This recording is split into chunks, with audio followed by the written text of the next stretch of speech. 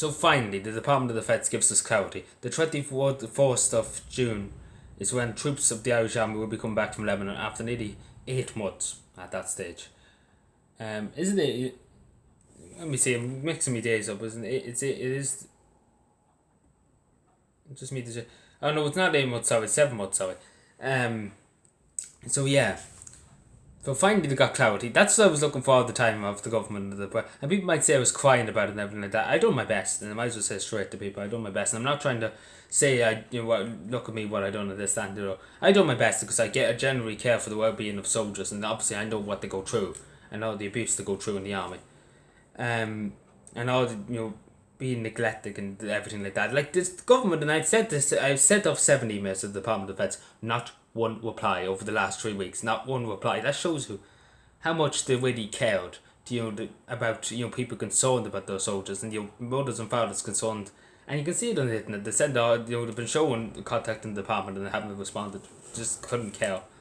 And they did abandon the troops, and it's simple as that. And it's very clear to see that they abandoned the troops. It's very clear, and nothing's been said about. Like they did abandon them. Like they didn't care really less to go out of the way to do anything.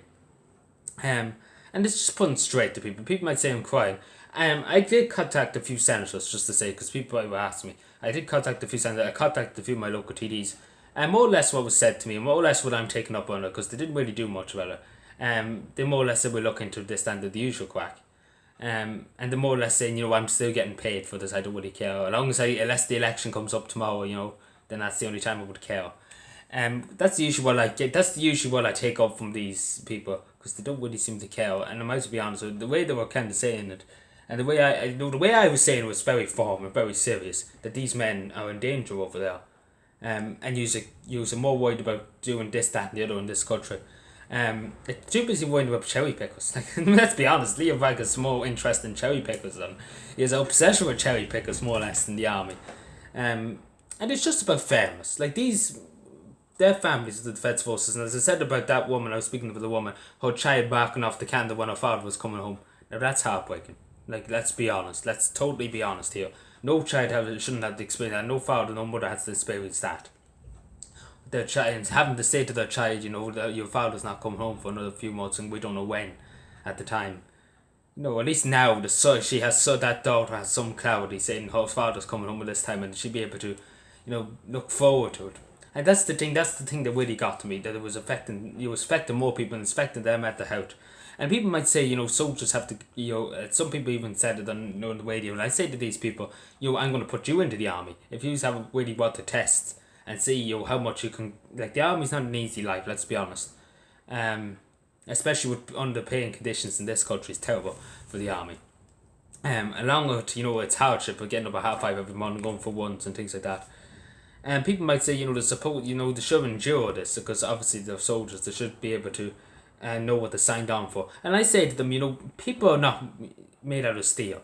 Humans tend to, can't deal with a huge amount of stress. They're not steel. These people are not made out of steel.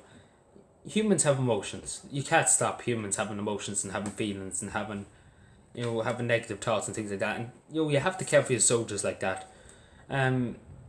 Because, that old way of kind of saying, soldiers just should put up with everything. That doesn't work anymore. Putting up with stuff doesn't work. And the Department of Defence have to understand that. You have to treat soldiers like they're, equal. And you have to treat soldiers fairly. You can't treat them like prisoners of war. And that's just putting it straight. Like, at least now I'm happy, and they'll give the Department of Defence a bit of credit now for saying, finally they have some kind of idea on what they're doing. Like, to the 24th of June, as I say, some families, and I will contact that woman who contacted me about her daughter, and just to check up on them and see how they're doing. Hopefully it gives them some clarity, because that's what I wanted in the first place. Just clarity on why they were abandoned in the first place. Not word given out, but no, not a word said, we're not too bothered. But now they really have to, because there's so much pressure put on them.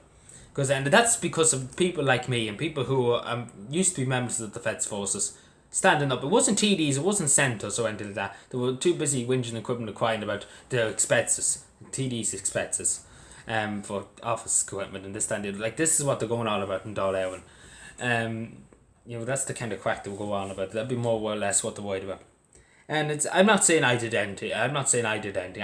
Obviously I done my bit. I done my best to try and raise the issue as much as possible and tell the Irish people, what's going on with the defence forces, and trying to get people to, to think and say, look at this. This is what's happening. Because OT, you can't rely on OT. OT wouldn't tell anybody anything, and let's be honest. Because I wouldn't be saying this if this wasn't true. I wouldn't be saying it. I might as well be honest with people. And it's just about clarity. At the end of the day, it's just about being transparent and clarity for them families. Because obviously, I'm sure people would agree. I'm sure even I would might as well say it myself. If I was a father or a mother and my son was over fighting, over in a foreign country, peacekeeping, and they were delayed, I'd be worried. I'd be worried every minute. I'd be afraid of the phone ringing and saying your son's dead. And I might as well be honest. You always have that fear, and every mother and every father has that fear at the back of their mind when the soldiers go over to Lebanon or wherever to peacekeep. That's what they have to put up with. That's the phone call they dread. And unfortunately, so many Irish soldiers have lost their lives in peacekeeping.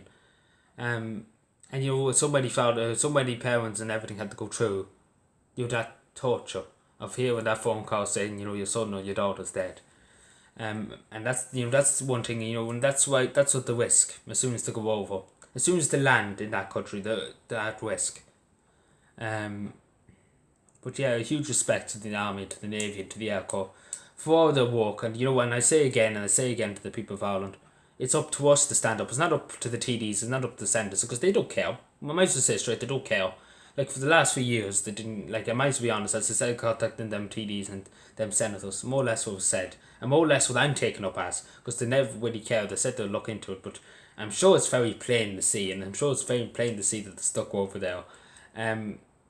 It's worthless. It's worthless really just telling them. It's better to just to stand up and say it yourself, because you're trying to waste your time. Because I wasted my time contacting the Department of Defence. I might just be honest. I wasted my time writing up emails.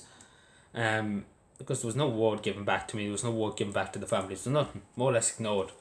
So straight away. That's it.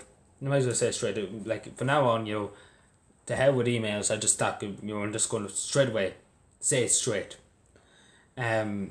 Instead of waiting around for people to email me. So yeah, thank you for watching. Please God, this won't change this day, but hopefully, please God, these men will come home and these women will come home safely. Thank you.